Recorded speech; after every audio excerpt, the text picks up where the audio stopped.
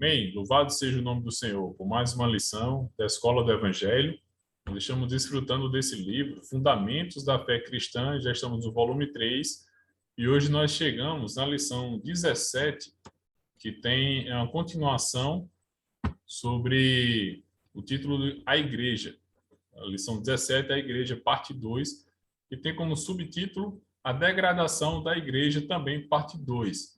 Na aula passada, o irmão Rossandro compartilhou conosco a parte 1 sobre a degradação da igreja. E esse é um tema que, apesar de parecer negativo, mas é de muita importância para nós. Nosso objetivo aqui na Escola do Evangelho não é apenas munir-nos de conhecimentos, de doutrina, mas conhecimentos que nos auxiliem numa vida cristã normal e adequada diante do Senhor. Então, essa parte da degradação da igreja é de muita advertência para nós. E principalmente pelo fato de que, como a gente vê aqui, mais profundo do que problemas, a degradação ela é algo muito mais danoso, ela é muito mais profunda, muito mais sutil. Então, nós precisamos ver isso aqui não apenas como...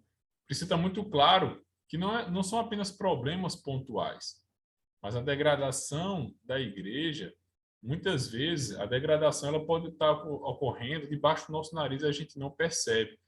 Então, para ser salvo, para a gente poder ter discernimento da degradação, do que é degradação, quando nós mesmos estivermos caindo em algum aspecto, como a gente vai ver aqui na lição sobre degradação, a gente percebe que nós precisamos estar sempre buscando a intimidade com o Senhor.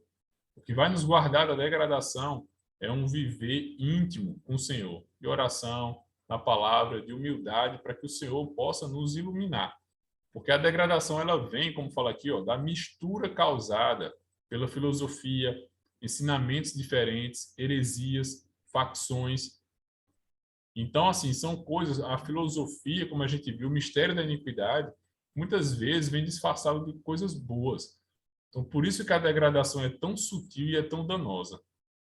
Me faz lembrar aqui da experiência da parábola do joio, né? Que ali, quando os servos viram que foi semeada a semente de joio junto com o trigo, e quando eles perguntam ao Senhor se quer que arranque o joio, o Senhor disse que não, porque podia arrancar o trigo junto.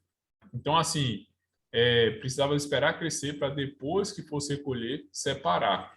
Então, a degradação é algo tão forte, tão sutil, que não é tão fácil de ser tratado, de ser erradicado. Outro exemplo que está me ocorrendo aqui agora, apenas para a gente ver como é séria essa questão, a gente sabe que no Brasil é proibido a venda de drogas entorpecentes. Então, imagine só, quando a gente vê aquelas cenas no jornal da Cracolândia, a polícia passando do lado e vendo toda aquela situação de droga e não age. Se aqueles problemas, a pessoa vendendo droga ali, ainda é um problema pontual, ainda é um problema.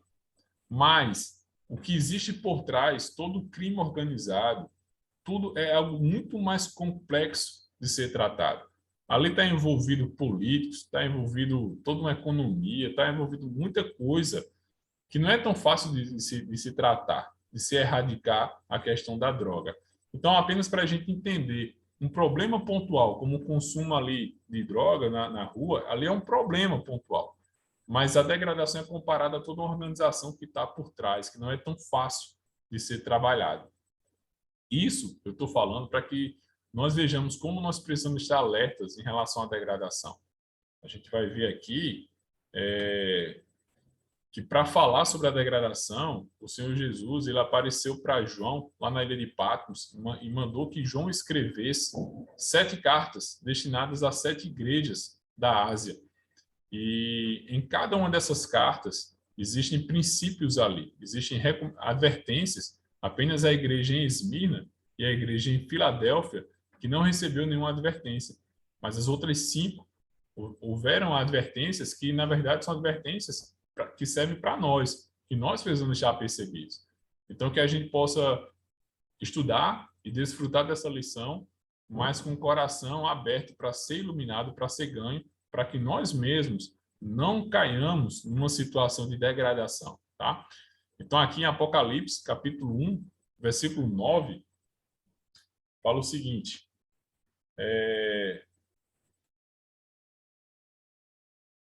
Apocalipse, capítulo 1, versículo 9, a gente vê quem foi que escreveu, né, essa carta. Diz assim, eu, João, irmão vosso e companheiro na tribulação, no reino e na perseverança em Jesus, achei-me na ilha de Patmos, por causa da palavra de Deus e do testemunho de Jesus. Então, nessa época, os discípulos, apóstolos também, estavam sendo martirizados por causa do evangelho. E João, ele não foi martirizado, ele não perdeu a vida, mas ele foi isolado nessa ilha, que ficava a cerca, como fala aqui, ó, a cerca de 200 quilômetros de Éfeso. Era uma ilha inabitada, e João ficou lá isolado, por causa da palavra. E nessa ilha, o Senhor Jesus apareceu para ele e mandou que ele escrevesse essas 7 cartas destinadas a essas 7 igrejas, que nós sabemos que eram igrejas que existiam na época, elas coexistiam, né? Naquela mesma época, todas elas existiam, mas que profeticamente essas 7 igrejas, essas 7 cartas, elas contam a história da igreja. Ela conta, cada igreja daquela representa um período da história da igreja, como nós vamos ver aqui a seguir. Então, do versículo 11 ao versículo 18 de Apocalipse 1, a gente vê quando o próprio Senhor fala para João escrever especificamente para essas 7 igrejas. Então, a primeira carta foi destinada à igreja em Éfeso. A palavra Éfeso, por si, já quer dizer desejável. Então, mostra que essa primeira carta, essa primeira igreja, profetiza a respeito do primeiro momento da igreja. Assim que o Senhor Jesus morreu e ressuscitou, ele gerou a igreja, como a gente vê em Atos 2, vivia um momento muito... A igreja primitiva, de muito amor fraternal, tinham tudo em comum, viviam ali em alegria, então era algo muito desejável. Então, essa primeira carta, a igreja em Éfeso, remete-nos a esse período inicial da igreja, logo após a ressurreição do Senhor. Então, como a gente vê aqui, ó, ela tinha pontos fortes, né? Ela tinha algumas coisas boas nessa igreja. Como a gente falou, ela era, quer dizer, desejável. O próprio nome de cada igreja já fala muito da sua história, do momento dentro da história da igreja que representa aquela igreja. Então, ó, os pontos fortes, a gente vê lá em Apocalipse capítulo 2, versículos do 2 a 3, que era uma igreja que tinha obras, tinha perseverança, não suportava homens maus, ela provou alguns apóstolos e os achou mentirosos, ela suportava provas e ela não esmorecia. Então, realmente, era uma igreja muito desejável. Era uma igreja que fazia muitas obras, ela ponderava, ela filtrava as coisas. Então, era uma igreja desejável. Mas fala no versículo 4, tenho, porém, contra ti. Então, tinha uma coisinha que o Senhor era contra, que ela abandonou o primeiro amor. Então, aqui já é um ponto para a gente perceber como isso aqui é destinado, na verdade, para nós. Não adianta a gente ter muitas obras, a gente ter perseverança, a gente ter discernimento, mas se nós abandonarmos o primeiro amor, que na verdade quer dizer também o melhor amor. Essa palavra primeiro nesse versículo é protos, significa tanto primeiro como também melhor. Lá na parábola do filho pródigo, está aqui em Lucas 15, quando o filho pródigo volta, o pai manda colocar nele a melhor roupa. Essa mesma palavra, melhor, é a mesma palavra usada para primeiro amor em Apocalipse 2, versículo 4. Então, aqui deixa claro que mais do que as obras, o Senhor ele quer o nosso amor, o nosso coração. Sempre o Senhor olha mais a parte interna do que a externa, né? Então, isso aqui já é um alerta para nós. Precisamos constantemente nos voltar ao primeiro amor. Como a gente falou no início, degradação é algo sutil. Não é algo tão fácil de ver, não é um problema pontual. Então, às vezes, a gente não percebe quando o nosso amor está se esfriando. Aí em Mateus a gente viu, né? No fim dos tempos, o amor de quase todos se esfriaria. Então, que isso seja um alerta para mim, seja um alerta para você. Como é que está o seu amor? Independente de quantas obras, de quantos serviços, de quanto estudo na palavra, mas e o amor? E a intimidade? E o olho no olho com o Senhor? Que nós sejamos guardados dessa situação de degradação, né? A segunda carta em relação ainda à igreja em Éfeso, né? A gente vai destrinchar aqui um pouco desse desvio. Na igreja em Éfeso, a gente vê aqui que eles não suportavam as obras dos nicolaítas. Isso aqui era algo positivo ainda. Eles não suportavam as obras dos nicolaítas. E o que são as obras dos nicolaítas? Essa palavra, nicolaítas, vem do grego nicolaites, que quer dizer conquistar o povo comum. Então, aqui na igreja em Éfeso, estava havendo uma prática, ainda era uma prática, não era um ensinamento, como a gente vai ver mais para frente, de que algumas pessoas exerciam um domínio sobre outra. Era uma prática, ou seja, algumas pessoas se achavam numa posição tal que podia exercer um certo domínio, uma certa influência sobre os menos favorecidos. É aquela questão de classificar dois grupos na igreja, um grupo de clero e outro grupo de leigos. Então essa distinção de clero e leigos na igreja, isso não vem do Senhor. O Senhor lá em Pedro fala que nós fomos escolhidos para ser nação santa, povo de propriedade exclusiva de Deus. Não existe essa distinção nesse aspecto. Mais para frente a gente vai tratar um pouco sobre a questão de autoridade e submissão, apenas pontuar alguma coisa, mas diante de Deus, todos somos filhos da mesma forma. Alguns exercem uma função diferente, mas isso não deve ser um domínio de um grupo sobre outro. É uma linha tênue, na verdade, mas a gente precisa pedir luz diante do Senhor. Então, existe outra classe que ensina, que fala sobre Nicolau, que ele tinha um ensinamento de que o corpo físico não tinha relação com o Espírito Santo. Então, Nicolau ensinava que a libertinagem entre os cristãos, imoralidades sexuais. Então, também tem essa linha de pensamento. Então, como a gente vê aqui embaixo, ó, em Éfeso, esse era um comportamento de algumas pessoas e era um comportamento, apesar de ser algo negativo, mas é tratado de forma positiva em Éfeso porque eles não aprovavam aquele comportamento. Então, aqui a gente vê Apocalipse capítulo 2,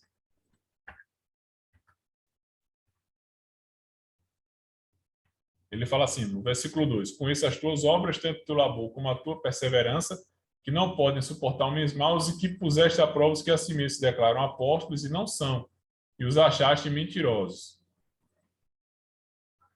Aqui, versículo 6, Apocalipse 2, 6, fala assim, tens, contudo, a teu favor que odeias as obras dos nicolaítas. Então, essas eram as obras dos nicolaítas. A distinção entre um povo exercendo, um grupo exercendo domínio sobre outro grupo dentro da igreja, e também tem essa linha de pensamento sobre a questão da libertinagem sexual, por esse Nicolau ensinar que o corpo físico não tinha nenhuma relação com a questão espiritual. Então, a igreja em Éfeso, ela, aqui fala no versículo 6, odiava as obras dos nicolaítas, as quais eu também odeio, o Senhor falou. Só que a gente vai ver que lá em Pérgamo isso não era apenas uma obra, isso agora era um ensinamento dentro da igreja. Então, além da... Sim, agora a gente entra aqui na questão de Pérgamo. Pérgamo já é a segunda igreja, a segunda carta que João escreveu. Então, como eu falei, enquanto Éfeso era apenas uma prática de alguns na igreja, e os irmãos ali odiavam aquela prática, Pérgamo quer dizer casamento, né? Aqui fala altura ou elevação, mas faz mais sentido dentro da história a tradução para casamento ou união. Por quê? Porque nesse período da igreja, quando o Império Romano estava ali tentando destruir, acabar com os cristãos, acabar com a igreja, a gente viu que ele não conseguia. Depois de Éfeso, a gente ainda tem a igreja em Esmirna, que foi onde houve muita perseguição à igreja, aos cristãos, muito derramamento de sangue. Era aquele período do Coliseu e tal. Mas aqui não está nessa lição, porque justamente não tem nenhuma advertência à igreja em Esmirna. Então, a gente pula para Pérgamo. Porque depois desse período ali em Esmirna, de muita perseguição, o Império Romano, a história fala que Constantino ele teve um sonho que ele destruiria a igreja com uma cruz. Não assim com armas, vamos dizer dessa forma. Então, ele mudou a estratégia. Ao invés de perseguir os cristãos, de matar os cristãos, a história fala que cada vez que caía uma gota de sangue do cristão, se levantavam mais cristãos. Ou seja, ela gerava mais. Então, ele viu que quanto mais perseguisse, mais ele estava aumentando ali o número de cristãos. Não estava surtindo efeito aquela perseguição. Esse é o período da igreja em Esmirna. Então, ele mudou a estratégia.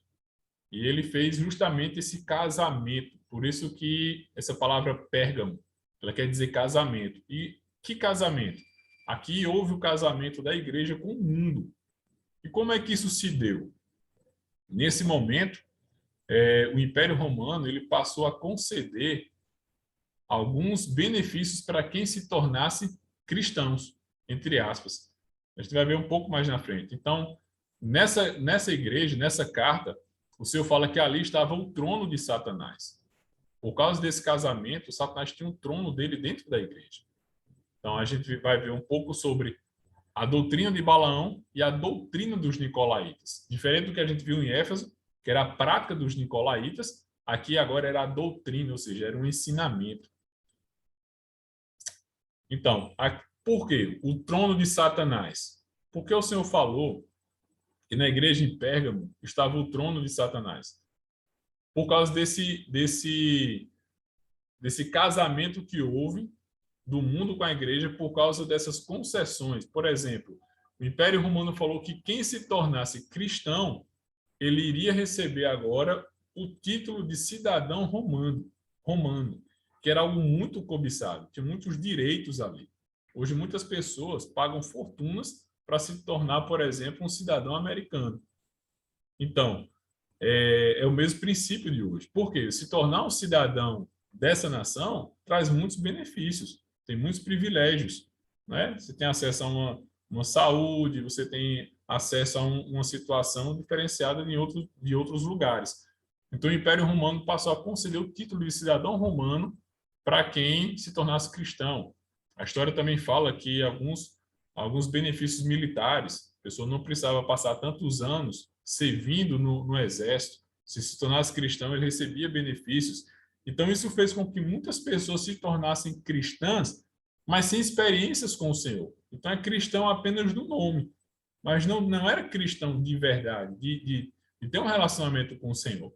Então, na igreja passou a entrar muitas pessoas cristãs e houve essa confusão, essa mistura. Então, esse casamento da igreja com o mundo fez com que ali fosse estabelecido o trono de Satanás. O outro aspecto que ele fala na igreja em Pérgamo é a doutrina de Balaão. Em Números, capítulos 23 e 24, a gente vê que Balaque, que era o rei dos Moabitas, ele estava com medo com a ascensão que o povo de Israel estava tomando rumo a Canaã, e ele contratou Balaão para amaldiçoar Israel. Ele pagou Balaão para que ele fosse e amaldiçoasse a Israel. Mas cada vez que Balaão subia para amaldiçoar, a sua boca só falava bênçãos. O Espírito, o próprio Deus, ele falava, profetizava coisas boas por intermédio de Balaão. Então, Balaão, ele também mudou a estratégia. Ele ensinou Balaque a armar ciladas contra os filhos de Israel. Qual foram essas ciladas? Aqui a gente vê, é interessante a gente ler esse versículo, Números capítulo 31, e sempre frisando que cada uma dessas advertências a gente precisa trazer para a nossa experiência, tá? Números capítulo 31, versículo 16, fala assim, ó: Eis que estas, fala das mulheres, por conselho de Balaão, fizeram prevaricar os filhos de Israel contra o Senhor no caso de Peor, pelo que houve a praga entre a congregação do Senhor. Então, essa praga de Peor é um momento que os filhos de Israel passaram a se prostituir com as filhas dos midianitas, justamente com as filhas dos moabitas, que foi uma coisa que foi ensinada por Balaão. Balaão falou para Balaque que pusesse as mulheres, infiltrasse as mulheres no meio dos filhos de Israel, levasse os filhos de Israel a se prostituírem e, por fim, levar também os filhos de Israel a adorar os seus ídolos. Então, a gente vai ver que na Bíblia sempre a prostituição e a idolatria andam juntas. Então, aquelas mulheres, os homens se prostituíram com elas e depois elas ainda levou-os a adorar os seus ídolos. E com isso, o Senhor, ele desceu a sua mão sobre os filhos de Israel e morreram, eu não lembro a certo quantas pessoas, mas foram bastante, milhares de homens morreram naquela época, e a praga só cessou quando o neto de Arão, na verdade, enquanto as pessoas pranteavam, choravam por ver os homens mortos, porque o Senhor mandou que se enforcasse ao ar livre todos aqueles que tinham prevaricado, que tinham se prostituído com aquelas mulheres. E um homem, ele trouxe uma mulher e na frente de todas as pessoas de Moisés, levou para a tenda. E ali o neto de Arão, quando viu aquilo, ele seguiu o homem e atravessou o homem e a mulher com uma lança. Matou ali, então, ali fala que o Senhor cessou aquela praga. Mas milhares de homens morreram por causa dessa prevaricação, e isso tudo foi ensinado por Balaão. Então, essa doutrina de Balaão, que existia ali na igreja em Pérgamo, é justamente essa relação da prostituição e da idolatria. Então, perceba só como estava a situação dessa igreja. O trono de Satanás, por quê? Quando houve o casamento, né? Quando as pessoas que não eram cristãs entraram na igreja, Satanás ali, ele pôde ensinar a prostituição, a idolatria. Como a gente vê aqui, ó, no próximo slide, a gente vê a doutrina dos nicolaítas. Como nós falamos no princípio, na igreja em Éfeso, aqui não era apenas uma prática, agora estava vendo o ensinamento. Institui-se o ensinamento de um grupo de clero que domina sobre um outro grupo, o grupo de leigos. Então, existem agora dois grupos na igreja. Isso é contrário à Bíblia, isso é contrário à igreja desejável, a forma como o Senhor deseja a igreja. Todos somos um. O próprio Senhor Jesus, aqui em Mateus, capítulo 20, versículo 25 e 28, ele fala que o próprio Senhor ele veio para servir e não para ser servido. Então, essa doutrina de ensinar, de um querer estar acima do outro, isso não vem do Senhor. Isso é algo que vem diretamente do trono de Satanás, que estava instituído ali na igreja em Pérgamo. E também não há classe especial que seja encarregada dos assuntos especiais. Então, que nós sejamos guardados disso. Não é? Na igreja não existe um grupo de pessoas, um grupo de irmãos que pode exercer um domínio sobre um outro grupo. Não existe um grupo especial para tratar dos assuntos espirituais e outros apenas para seguir ordens, apenas para ser. Existe sim uma administração, existe sim uma hierarquia que foi instituída por Deus, né? Existe a autoridade dos apóstolos, dos presbíteros, dos diáconos, existe essa linha de bênção que Deus determinou. Mas isso não deve ser para exercer um domínio, né? Paulo falou para os presbíteros ali em Éfeso que eles fossem modelo do rebanho, mas não exercer esse domínio sobre o rebanho. Então, que o Senhor possa nos guardar também, possa nos dar um coração de buscar servir, de não ser servido, que o Senhor possa nos dar um coração de não querer exercer nenhum domínio ou nenhuma ordenança sobre os demais irmãos, e que o Senhor tire isso do nosso meio, não permita, né, que isso chegue até nós. Amém? Ó Senhor Jesus. E aí nós chegamos aqui na quinta carta, que é o desvio, que é a carta destinada a Tiatira. O desvio de Tiatira foi justamente o ensino e a prática de Jezabel, né? E quem foi Jezabel? Essa palavra Tiatira quer dizer tuateira, odor de aflição ou sacrifício perfumado. Então, Jezabel, para a gente entender aqui o contexto, foi uma gentia que casou com o rei Acabe e levou Acabe à idolatria. A Bíblia diz, lá em 1 Reis, que nunca houve uma degradação tão forte quanto no tempo do rei Acabe. Que ele, ao se casar com Jezabel, mais uma vez a gente vê aqui a prostituição e a idolatria andando juntos, e ela levou Acabe a levantar ídolos para Baal. Você imagine só, um rei judeu que afronta, a que ponto chegou essa afronta? A levantar ídolos, levantar altar para sacrificar a Baal. Então foi um cúmulo, um extremo da idolatria a deuses pagãos. Então esse período da igreja, a igreja em Tiatira, o desvio de Tiatira foi oferecer sacrifícios não a Deus, mas a ídolos, que fizeram os irmãos se afastar de Deus e se prostituir espiritualmente. Então, essa advertência também vem a nós. Nós precisamos estar percebidos a quem nós adoramos. Muitas vezes, existe uma adoração ao dinheiro sem se perceber, ou muitas vezes existe adoração escancarada a ídolos. Então, aqui é uma coisa assim que não é uma coisa velada, é uma coisa de fato escancarada, explícita, a adoração a ídolos.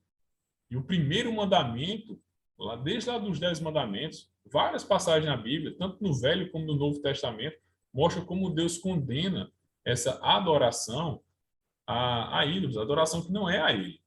Então, esse aqui foi o desvio da igreja em Tiatira. Também sejamos guardados. E, mais uma vez, eu vou falar, degradação é algo sutil, não é algo tão simples.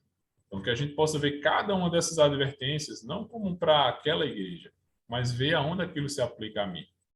Será que tem alguma coisa que eu ando idolatrando que não seja o Senhor, adorando que não seja o Senhor, né? Senhor Jesus. Então, nós chegamos aqui na igreja em Sardes. Na verdade, essa é a quinta igreja, né? Sardes, ela era viva no nome, mas morta na prática.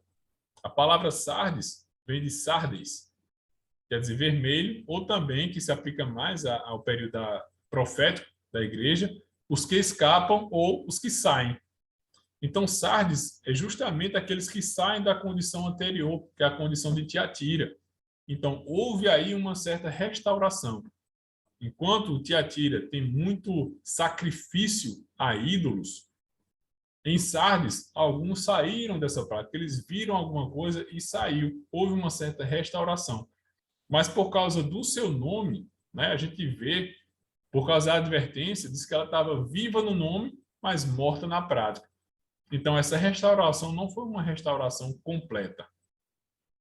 Iniciou uma restauração, mas não consolidou, pois tinha o nome de estar viva, mas a condição verdadeira ainda era morta.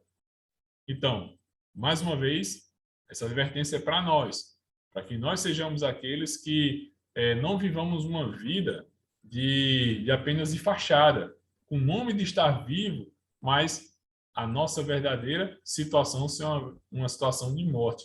Isso também está bem claro aqui na igreja em Laodiceia. A advertência para a igreja em Laodiceia é que eles estavam mornos e orgulhosos. Então é como se caísse numa situação ainda mais tenebrosa, ainda mais aguçada dessa experiência de Sardes. Sardes restaurou, ele vinha numa condição muito negativa, restaurou um pouco. Depois a gente vê em Filadélfia, só que Filadélfia não aparece essa lição porque não tem advertência para ela. Então pula para Laodiceia, por quê? Porque quando chegou em Filadélfia, a situação estava digamos que voltado ali fala que voltou ao primeiro amor. Então existia uma condição adequada diante de Deus. Só que depois de Filadélfia a gente vê Laodiceia, que era uma condição de mornidão, de cair na zona, aquela velha zona de conforto. Então Laodiceia vem dessa palavra laudikeos, que é formada por duas palavras gregas, laos e dik. Então, essa palavra dik é justamente o que a gente viu lá dos nicolaítas.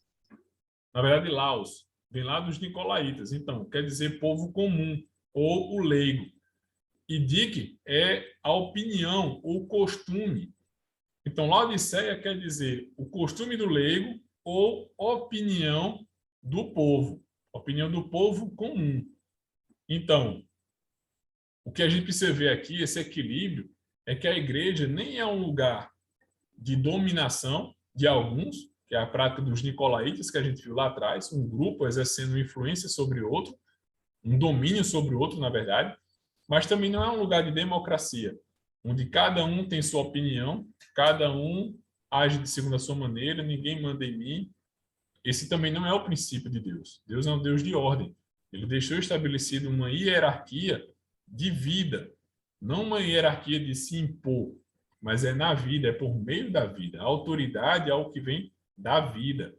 Então existe sim uma ordem, não é uma questão de cada um faz do seu jeito, cada um pensa como quer, mas todos nós precisamos, na verdade, exercitar o nosso espírito. Quando nós exercitamos o espírito, nós reconhecemos a autoridade, nós também reconhecemos, perdão, nós também temos discernimento, né, com relação à vontade do Senhor.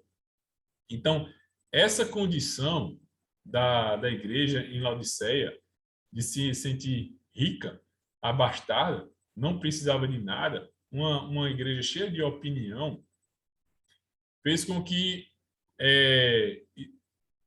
houvesse uma mornidão na igreja, né? Então, as pessoas ali, eles não deixaram de congregar, mas eles não eram fervorosos no seu espírito.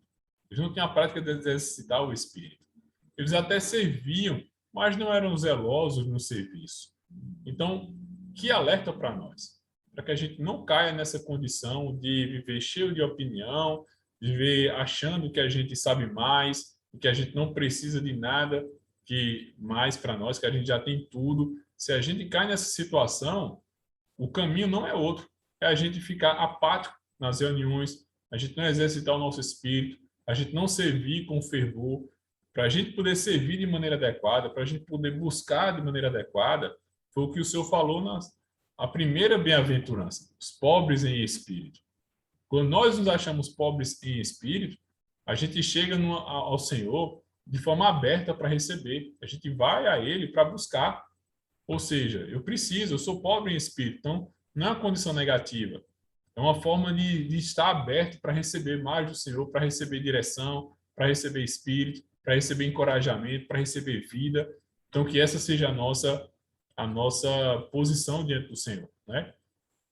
Então, que nós sejamos todos guardados dessas situações e chegamos nas perguntas agora, mas os irmãos vão poder responder essas perguntas e na próxima segunda-feira a gente vai estar junto aí na sala do Zoom para respondermos juntos e debatermos. Amém? Louvado seja o Senhor. Espero que o Senhor tenha... Espero que o Senhor possa falar conosco por meio dessa lição, possa nos encorajar, né, e possa também nos advertir para que a gente não caia nessa situação de morte e de degradação. Amém? Louvado seja o Senhor.